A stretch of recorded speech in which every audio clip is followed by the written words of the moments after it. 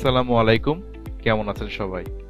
আজকে আমরা দেখব কিভাবে কালিনাসকে লাইভ বুটে চালাতে পারি। প্রথমে বলে নেই লাইভ বুটে চালানোর বিষয়টা কি। সাধারণত কোনো অপারেটিং সিস্টেমকে চালাতে হলে সেটাকে কম্পিউটার হার্ডওয়্যারের উপরে ডিরেক্টলি চালাতে হয়। সেক্ষেত্রে অপারেটিং সিস্টেম ডিরেক্টলি কম্পিউটারে স্টোরেজে ইনস্টল করতে হয় এবং পরবর্তী সময়ে যখন আমরা বুট করি তখন অপারেটিং সিস্টেমটি চালু হয় স্টোরেজ থেকে। কিন্তু লাইভ বুটের বিষয়টা কিন্তু এমন না। লাইভ বুটের ক্ষেত্রে আমরা অপারেটিং সিস্টেমকে পেন ড্রাইভে ইনস্টল করি। এক্ষেত্রে যখন অপারেটিং সিস্টেমটি বুট হয় তখন সেটা পেন ড্রাইভ থেকে বুট নেয়। চলুন এবার আমরা দেখে ফেলি এটার অ্যাডভান্টেজগুলো কি কি। লাইভ বুটের প্রথম অ্যাডভান্টেজটা হলো এটা নন ডিস্ট্রাকটিভ অ্যাপ্রোচ, অর্থাৎ আমি যদি আমার স্টোরেজে একটি অপারেটিং সিস্টেমের উপরে আবার আরেকটি অপারেটিং সিস্টেম চালাতে চাই তাহলে সেক্ষেত্রে আমাকে হয়তোবা এটাকে ফরম্যাট করে নিতে হচ্ছে। এক্ষেত্রে আমি শুধুমাত্র পেন ড্রাইভগুলো ব্যবহার করেই আমি ডিরেক্টলি যখন লাইভ বুটে চালাবো তখন কিন্তু আমি একই হার্ডওয়্যার ব্যবহার করে আমি ডিফারেন্ট অপারেটিং সিস্টেম চালাতে পারছি যার ডিরেক্টলি হার্ডওয়্যারের অ্যাক্সেস রয়েছে। পরেরটি হলো পোর্টেবল।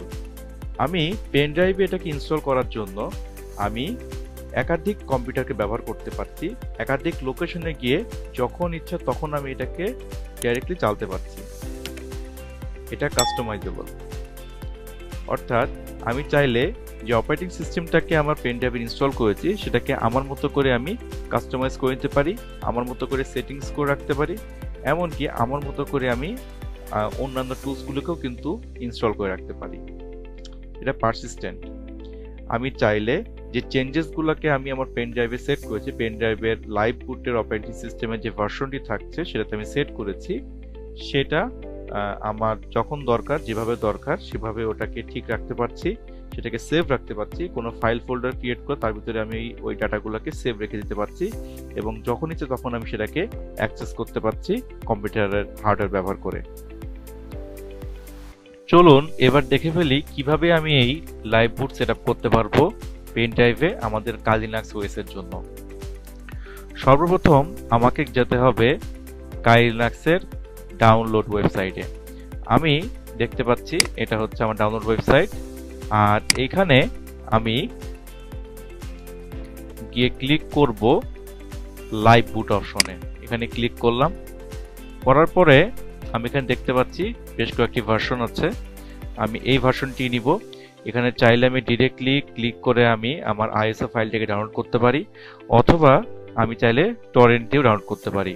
আমাদের যদি বাসায় নেট স্পিড ভালো থাকে সেক্ষেত্রে আমরা এটাকে ডাউনলোড করে নিতে পারবো ডিরেক্টলি, বাট যদি আমাদের নেটের স্পিড নিয়ে একটু প্রবলেম হয়, অর্থাৎ দেখা যাচ্ছে যে নেটের কানেকশনটি স্টেবল না, সেক্ষেত্রে আমরা টরেন্ট ব্যবহার করে ডাউনলোড করতে পারি।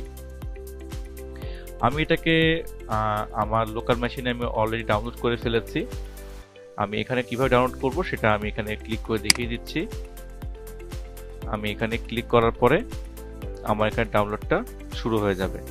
যেহেতু আমি এটাকে ডাউনলোড করেই ফেলেছি আমি এটাকে স্টপ করে দিচ্ছি, ক্যান্সেল করে দিচ্ছি।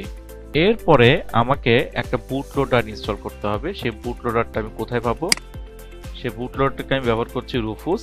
এটার লিঙ্কটাও আমি দেখতে পাচ্ছি। এই লিঙ্কগুলিকে আমি আমার ভিডিও ডেসক্রিপশনে আমি দিয়ে দিব। এইখানে এসে অনেকগুলো ভার্সন এর আছে, বাট আমি এখানে আমার পোর্টেবল ভার্সনটি আমি ব্যবহার করি। চাইলে আমরা ইনস্টলার ভার্সনটাও ব্যবহার করতে পারি। আমি পোর্টেবলটাকে ডাউনলোড করে দিচ্ছি। এটা ইনস্টল করার প্রয়োজন হয় না, এটা ডিরেক্টলি আমার মেশিন ডাউনলোড করার সঙ্গে সঙ্গে এটা চালু হয়ে যায়। আমি এটাকেও ক্যান্সেল করে দিচ্ছি কারণ আমি এটাকেও ডাউনলোড করে রেখেছি। আমি এখন আমার ডাউনলোড ফোল্ডারে চলে যাচ্ছি।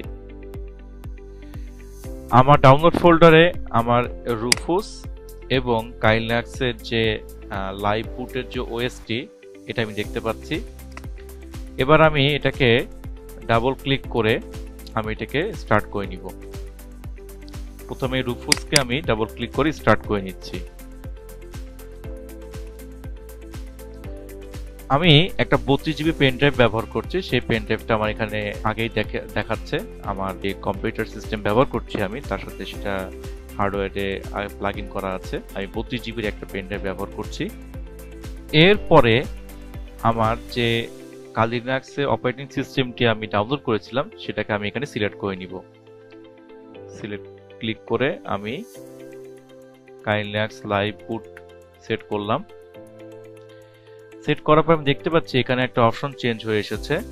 আমি আমার যে পার্টিশন স্কিম সেটাকে এনবিআর থেকে আমি জিপিটিতে কনভার্ট করে নিচ্ছি এবং সেই সাথে আমার পার্টিশন একটা সাইজ দেখতে পাচ্ছি। আমি যদি আমার লাইভ বুট সিস্টেমটাকে নন পারসিস্টেন্ট রাখি তাহলে সেক্ষেত্রে আমি যদি কোনো চেঞ্জ সেখানে মেক করি, কোনো টুলস সেখানে ইনস্টল করি, আমি কিন্তু সেটাকে সেভ রাখতে পারবো না। প্রতিবার নতুন করে বুট নেওয়ার সময় সে যার প্রি ইনস্টলড যে সফটওয়্যার বা টুলসগুলো ছিল সেখান থেকে সে বুট নেবে, আমার চেঞ্জেসগুলোকে সে সেভ রাখবে না। সেই জন্য এটাকে পারসিস্টেন্ট করার জন্য আমি কিছু স্টোরেজ সেখানে পারসিস্টেন্সের জন্য আমি রেখে দিলাম। চাইলে আমি এখানে 25 জিবি পর্যন্ত রাখতে পারি, সেক্ষেত্রে আমার সময় নেবে অনেক বেশি এটাকে বুট করার জন্য। আমি এটার জন্য আমি 8 জিবি পর্যন্ত রাখতে যাচ্ছি। এটা আপনার চাইলে এটাকে চেঞ্জও করে নিতে পারেন। এরপরে আমি এখানে জিবিটি আগের থেকে সিলেক্ট করে রেখেছিলাম, চাইলে আমি ভলিউমের আমি নামও চেঞ্জ করে দিতে পারি, বাট আমি এটাকে যা আছে সেটাই রাখতে চাই। এরপরে গিয়ে আমি এটাকে স্টার্ট বাটনে ক্লিক করব। স্টার্ট বাটনে ক্লিক করে আমাকে একটা ছোট ওয়ার্নিং দিল যে আমার পুরো পেন ড্রাইভের যত ডাটাগুলি আছে সেগুলিকে সে ডিস্ট্রয় করে দিবে, ফরম্যাট করে দিবে এবং তার মতো করে সে এটাকে সেট আপ করে নিবে। আমি এটাকে ওকে দিয়ে দিলাম। সাধারণত একটু সময় নাই লাইভ বুট করার জন্য, তো সে পর্যন্ত আমরা একটু ওয়েট করব। এখানে যে গ্রিন বারটি আছে এই গ্রিন বারটি সম্পূর্ণরূপে ডান পাশে ফুলফিল হয়ে যাওয়া পর্যন্ত আমরা ওয়েট করব। আমার যে সবুজ রঙের যে বারটা ছিল সেটা আমার সম্পূর্ণ ফুল হয়ে গেছে এবং এখানে রেডি দেখাচ্ছে। আমি এখন আমার এই রুফুসের যে ইন্টারফেসটি আছে আমি এটাকে ক্লোজ করে নিচ্ছি। এখন আমি আমার কম্পিউটারটাকে রিস্টার্ট দিব। আমার কম্পিউটারটি চালু হয়ে গেছে। আমি কয়েকবার F12 চাপছি। আমার কম্পিউটার সিস্টেমে বুট অপশনকে এনাবেল করার জন্য আমাকে F12 চাপতে হচ্ছে। এটা আপনাদের কম্পিউটার সিস্টেমের ক্ষেত্রে হয়তো বা ডিফারেন্ট কোনো হয়তো ফাংশন কি চাপতে হতে পারে, বাট আমারটার ক্ষেত্রে হচ্ছে আমি F12 চেপছি। এরপর আমি এখান থেকে দেখতে পাচ্ছি যে আমার বুট হওয়ার জন্য বেশ কয়েকটা অপশন আমাকে দেখাচ্ছে। তো এখানে আমি পেন ড্রাইভের জন্য আমার যে অপশনটি আছে এই যে জেট ফ্ল্যাশ ট্রান্সেন্ড 32 জিবি, আমার এই অপশনটাকে আমি সিলেক্ট করে এখানে আমার কিবোর্ডে এন্টার চাপ দিলাম। তারপরে এখন আমি দেখতে পাচ্ছি যে আমার কালি লিনাক্সের লাইভ বুটের বিভিন্ন অপশন এখানে রয়েছে। তো এখানে এসে আমি live system with USB persistent আমি দিব। আমি চাইলে live system with USB encrypted persistent দিতে পারি, সেক্ষেত্রে আমার ডাটাগুলিকে এনক্রিপ্টেড অবস্থায় থাকবে। বাট এটা ছাড়াও আমি কমপ্লেক্সিটি আনার জন্য আমি live system with USB persistence দিচ্ছি। এখানে সে এন্টার দিলাম। এখন আমি কিছুক্ষণ ওয়েট করব আমার কালি লিনাক্সটি চালু হওয়ার জন্য।